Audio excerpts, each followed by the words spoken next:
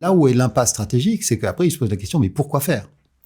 Et là, pourquoi faire? À mon sens, on voit que cette stratégie, elle mène nulle part. C'est-à-dire que le grand argument, c'est celui de la réindustrialisation. Mais la réalité, c'est que l'an dernier, les États-Unis ont perdu des emplois industriels, que la réindustrialisation, ça demande beaucoup plus que juste des droits de douane. Après, il faut avoir une stratégie avec quelque chose de cohérent, combinant les conditions d'attractivité sur le sol américain, les infrastructures, les qualifications, et tout ça, c'est assez déficient au niveau américain.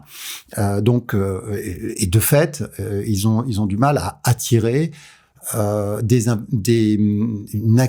augmenter leur activité industrielle. Ils ont du mal aussi à redresser leur déficit commerciaux, parce que c'était aussi un des gros arguments mis en avant par Trump. On a un déficit trop important et ce sont nos alliés qui abusent de nous.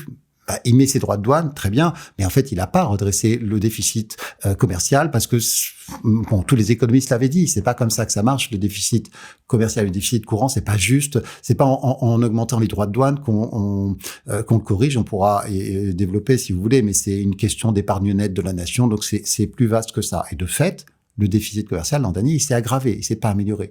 Après, notre argument, c'était de dire on va faire concurrence à la Chine. Les États-Unis vont rehausser leur statut, leur positionnement dans leur concurrence technologique vis-à-vis de la Chine. Et là, j'aime bien rappeler quand même un fait, c'est que quand on regarde l'industrie, il y a en Chine environ 120 millions de salariés. En Europe, on a 30 millions de salariés. Aux États-Unis, il y a environ 13 millions de salariés.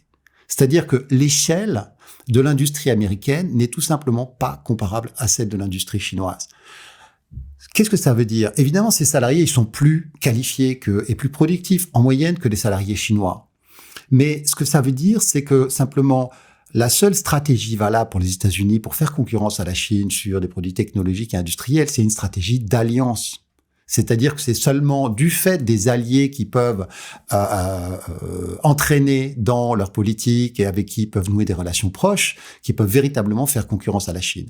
Et c'est là que ça n'a pas de sens également, parce que justement cette façon d'aliéner ses alliés, d'être encore plus agressif avec ses alliés qu'avec ses ennemis déclarés, ça a empêché la mise en œuvre de cette alliance.